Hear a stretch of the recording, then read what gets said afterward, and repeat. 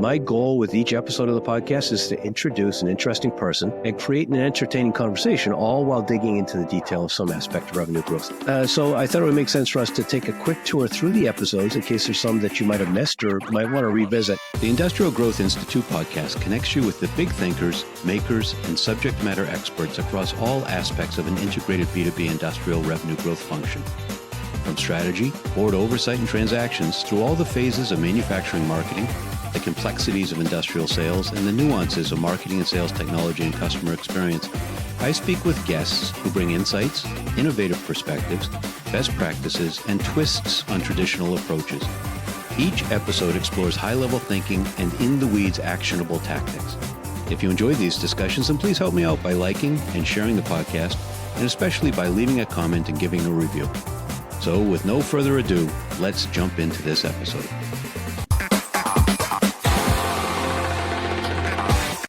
Hi there, and welcome to this special episode of the Industrial Growth Institute podcast. I'm your host, Ed Marsh, and I'm dropping this episode after a 2-week holiday hiatus. I've got 2 different episodes planned to kick off the new year. This week is going to be a quick tour through the 41 episodes of calendar 24. Next week is going to be an episode in which I try to break down 2 massive secular changes, which I believe are reshaping the way that we'll market and sell industrial products and services, but changes which I would argue are not fully appreciated yet.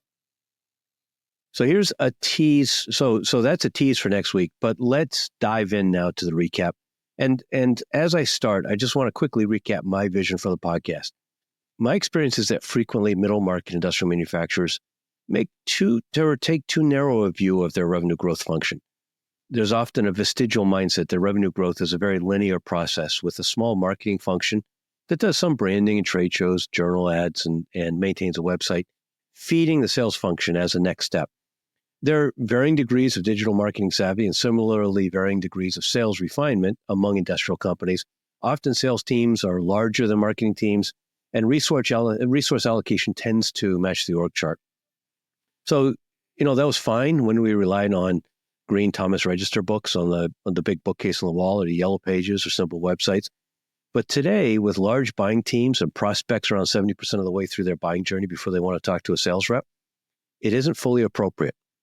The reality is that most companies are decent at some and not so great at others, and often completely missing a couple of the important pieces. But after all, this is really complex stuff. So this podcast sets out to speak with a variety of folks with complementary perspectives. Some are high-level theorists, some are tactical specialists. Their perspectives cover a wide variety of a range of topics, from the role of board governance and revenue growth today, through strategy, a wide range of marketing-related topics, many sales-related topics, as well as customer success and technology, the tech that weaves through these disciplines. At a high level, it echoes my overall revenue effectiveness methodology, and that helps to look at revenue growth as a system, similar to manufacturing operations, that can be optimized and engineered. My goal with each episode of the podcast is to introduce an interesting person and create an entertaining conversation, all while digging into the detail of some aspect of revenue growth. I spent a great deal of time preparing for each episode. I hope that you find value in the discussions. And so I thought it would make sense for us to take a quick tour through the episodes in case there's some that you might have missed or might want to revisit. I'll provide a quick description and then links to each episode below in the video and audio description. I kicked off with a pilot episode in March where I shared more on the intent and philosophy, and then jumped into episode number 1 featuring Chris Fox, discussing the role of video in industrial marketing. Chris comes from a written content background and made a transition to video. He's also a musician. He's a bourbon expert. He's been under deadline as a journalist for a long time. Now he's particularly focused on how well-produced video can help tell a story and capture the essence of how your products impact buyers. We talked about a variety of interests, from bourbon and AI and editing, and even a quick dive into how easily a company can start with just a couple GoPro cameras. And number 2, I spoke with former Army Special Forces Sergeant Major and combat diver, sales BDR business development representative extraordinaire, Sean Hurd. Sean shared stories of his military career, including time in the Ranger Regiment and as a Green Beret, and he tied those to his career transition. After retiring from the military, he went into sales and in a matter of months was a top-performing BDR in his company. Bob Apollo joined me for episode 3 to lament the state of accountability and training in sales and to explore his outcome-centric selling model.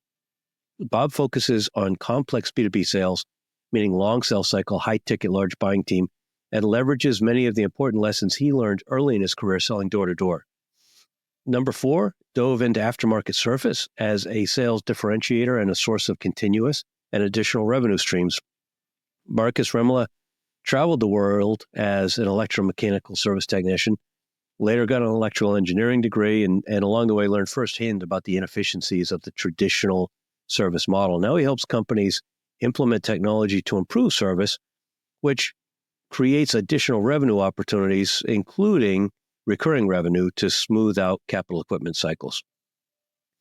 Marketing and channel sales legend Peter Caputa IV, to be official, was the featured guest in episode 5. Peter was the 15th employee at HubSpot, and he led HubSpot's channel partner program. In fact, he had the original vision and had to work repeatedly to get management support for his effort to start the channel program that eventually, through agencies, represented about 60% of HubSpot's revenue. We discussed athletes, the grit that they bring, the Canadian sales, and took a deep dive into Pete's specialty of analytics and data to guide marketing and sales. In episode 6, Carole Mahoney joined me to discuss her then new book at the time, Buyer First Sales. Carole shared her story of going from a waitress whose credit card didn't work to buy groceries for her kids to a successful sales trainer, coach, speaker, and author. We focused on the role of the sales manager as the really critical fulcrum for sales team development and success.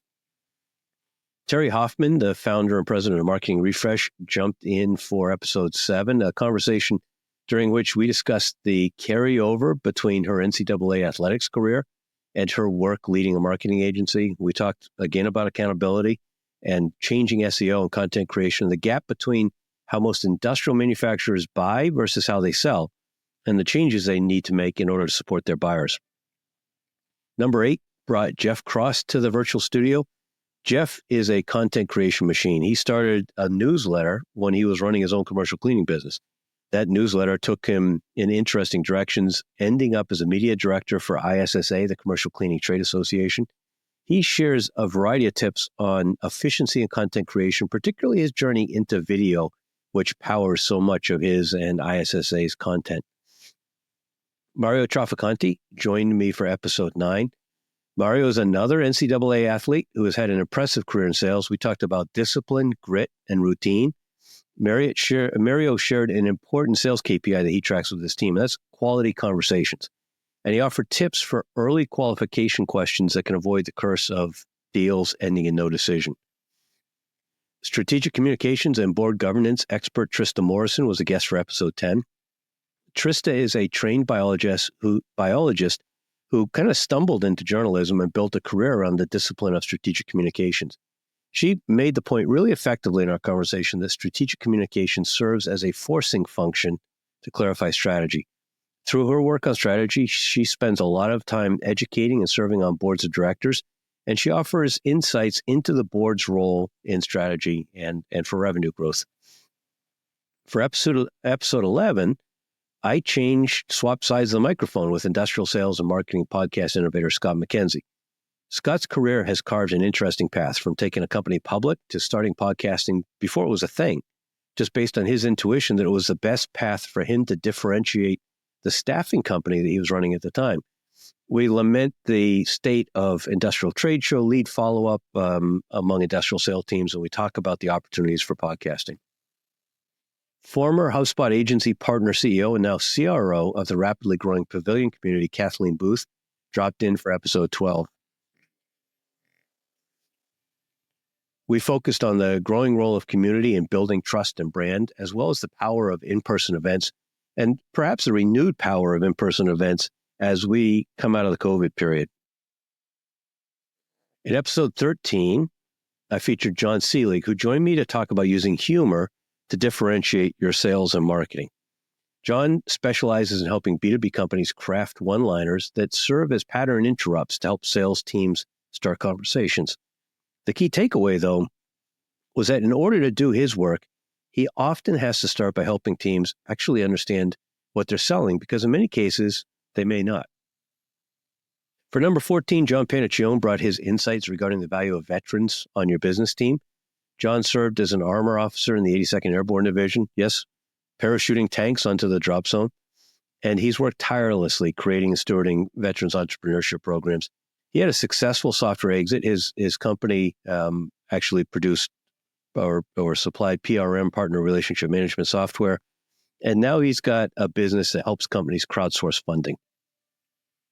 Number 15 focused on strategic pricing with Lisa Spadafora-Thompson, who has almost personally defined the discipline of strategic pricing.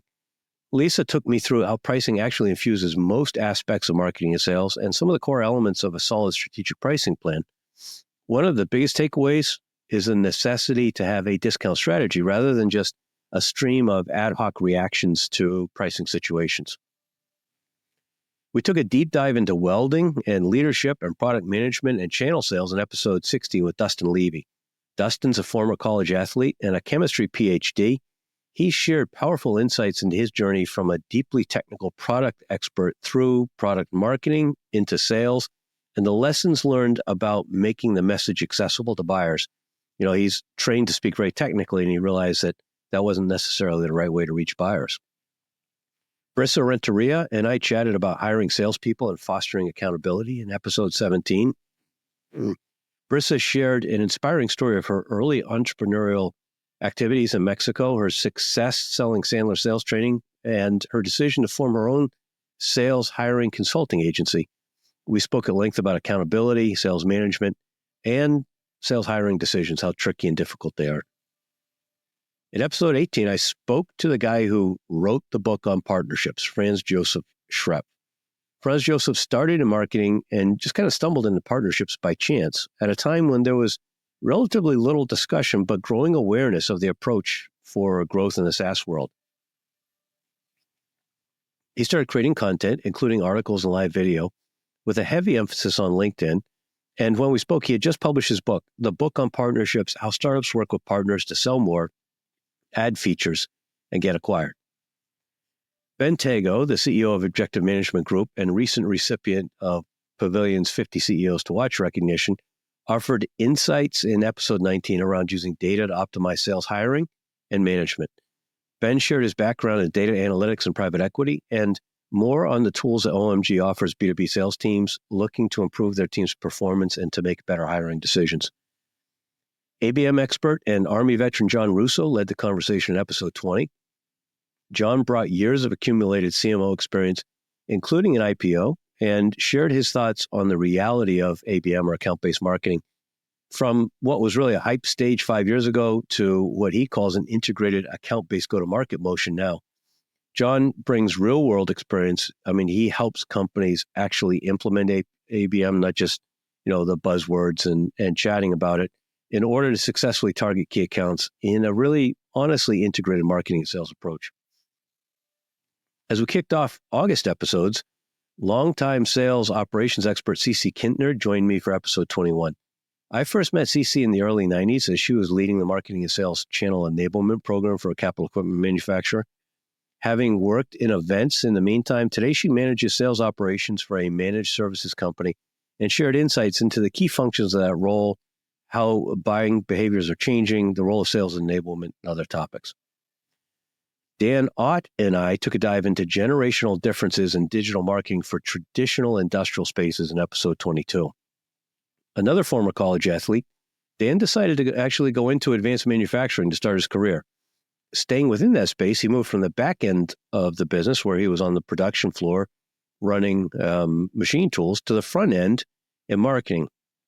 And today he leads efforts at the NTMA, National Tooling and Machining Association, or the Machine Shop Trade Association, to help companies use digital approaches to grow their industrial business from a marketing and sales perspective, but also a recruiting and retention perspective. Small business advocate and podcasting radio legend Jim Blasingame dropped lots of wisdom in episode 23. Jim is a former Army airborne officer and really a legendary business consultant and a very early podcaster. Jim's Small Business Advocate radio show and podcast was reaching small business owners long before anyone really understood the transformative power of the internet.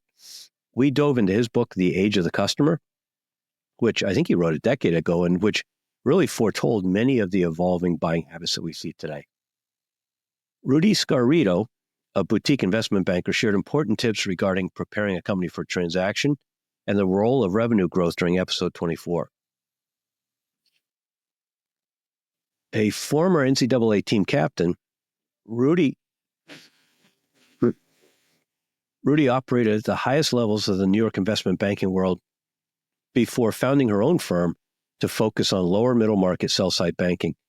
We discussed how companies need to prepare for a transaction well in advance, including developing systems for predictable revenue growth.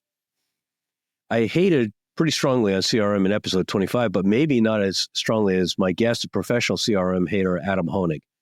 Adam has helped countless companies implement CRM and try to resurrect poor CRM implementations. He's had a couple successful exits, including recently selling a CRM company he co-founded called Spiro AI, where he remains as a CEO. We discuss the various barriers to successful CRM implementation and adoption. Number 26 featured the legend behind the Marketing Book podcast, Army vet Douglas Burdett. As he and I chatted about all the lessons he's learned, and we got a curated suggested reading list. Doug's years of reading and conversation with various marketing and sales thinkers makes him an amazing resource for insights into how the disciplines have evolved, and who some of the most impactful thinkers are. Alyssa Gelbard joined me for episode 27. Lisa Gelbard joined me for episode 27 to discuss the role of personal branding for executives and her company. Point Road Group's research into the perceived impact of executive presence on LinkedIn was really eye-opening for me. And Elisa's bottom line is simple. Company leaders must work proactively to build their executive presence on LinkedIn. It's not a personal necessity, but it's a business one. For episode 28, channel sales expert Vaughn Mordecai shared perspectives on how industrial companies can learn from technology channel sales teams. Vaughn has a career in market research and recently became the CRO of Mind Matrix, a PRM or partner relationship management software company that has a long history in tech, but is expanding into industrial manufacturing. In late September, ARC Specialties founder and director of marketing, Dan Alford and Johnny Taylor, respectively, brought insights to episode 29 discussing the role of social media, LinkedIn, and video in their business growth. There are a lot of people online who expend a lot of hot air talking about what they do. Dan just does it, and he has for years. He's built a global business selling automation and robotics for various industries, including oil and gas and industrial and defense applications. He spent years just answering questions that people had, but found himself slowed down with the efforts of mediocre marketers that he hired until he found Johnny, who's really helped him break out and shine. I mean, Dan, even with Johnny's help, put a podcast studio in their industrial manufacturing facility. I thought that was pretty cool. Episode 30 featured Amy Franco, a sales expert. Amy had a successful career in tech sales before she set up her own sales strategy consulting business. In addition to being a consultant, she's a frequent keynote speaker and an author. And our conversation really focused deeply on what directors, board of directors need to, particularly independent directors, need to understand about marketing and sales. Al Rosenbaum brought his insights into sales messaging and what he calls an undeniable value proposition for episode 31. Al started in sales in 1989 when companies routinely invested in training reps. He sold a variety of technology and now consults with sales teams. And the core of his insight is really simple. If you talk about your stuff, you lose. Sales success comes from deeply understanding how your products change your buyer's business and what the impact is on them personally and professionally. Podcaster, author, former Wall Street trader, and former Coast Guard officer Jared Dillian was the guest for episode 32, talking about content creation. Jared's an author. He's a DJ. But I'd say he's primarily a financial newsletter writer. I subscribe to a couple of his products and value his sentiment analysis of various market factors. And I've read a couple of his books. He's actually published across 5 different genres. It's flu season here in New England. Apologize for keeping coughing. This episode with Jared was focused on helping folks overcome writer's block and stop making excuses about their content. Just he comes from a background where nobody would have expected him to be the amazing writer that he is, and he just forced himself to do it, and there was a lot of important insight. Father and son team Matt and Jack Watson were the guests on episode 33. We discussed how they're using social media to recruit skilled tradesmen for their business. This episode pairs well with my conversation with Dan Ott, who helps companies like HFW think about using digital tools for marketing, sales, and recruitment. And this is an interesting multi-generational story with encouraging results, hiring hard-to-find tradesmen for this family-owned company in Buffalo. Number 34 featured Chris Dunn, a longtime trade show and exhibit expert. Chris has probably been to more trade shows than just about anyone except maybe a Freeman decorating veteran, and he's seen lots done well and lots done not so well. We spoke at length about the most common missed opportunities, and probably lighting would be the thing that he cites the most, and how often poor lead follow-up detracts from the potential return of this very large expense. Another NCAA athlete, Patrick Hayes, shared lessons learned as a football team captain and in the Peace Corps during our conversation for episode 35. Following stints in trading and time at Bridgewater Associates, Patrick founded Mukala Partners, a firm that focuses on helping private equity portfolio companies optimize their management teams and culture. We talked about the delayed impact of work from home, family-owned business dynamics, and various assessment tools that he and I each use in our practices. In number 36, we learned some real-world lessons about partnership sales from Samantha Gaden. Samantha started her career selling machines, and along the way, she found that forging partnerships helped her to sell more. In some cases, these were traditional distribution arrangements, but in others, they were innovative adjacencies that yielded opportunity. It's not theory in this conversation with her. There's a lot of actionable suggestion and real-life examples. Salim Awad, a former Army combat diver and president of Spinner North America, sat down with me at the IMTS show in Chicago to record episode 37.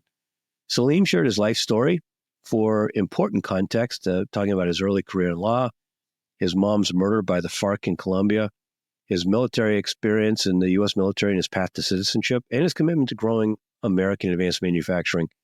We took a deep dive into how he uses LinkedIn to reach prospects and customers as the CEO of an industrial machinery company where many of his peers say there's just no place for it, it wouldn't work.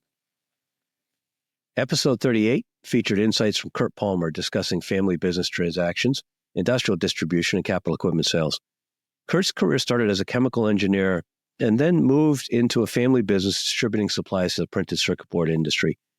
He and his brother navigated a successful transaction, and he then shifted from consumables to capital equipment and from being a channel partner to selling through channel. Kurt offered insights on family business transactions or transitions, as well as transactions and machinery sales. Mickey Vandeloo warned us not to leave money on the table during our conversation for episode 38. Mickey started her career as an engineer, kind of chanced into selling, and then stumbled into grants in her efforts to help her companies find money to subsidize investment in growth possibilities. She's turned that into a business that helps industrial manufacturers develop and execute a grant strategy. And really boil it all down is because as a grandmother, she's particularly bullish on American manufacturing and wants her grandchildren to have the opportunity that she had. I spoke with strategic accounting expert Mike Sibley in episode 40. Mike's an accountant, but he's happy to point out he's not a bean counter. He's much closer to a management consultant if we think of a continuum. Mike leads the manufacturing and distribution practice for James Moore & Company.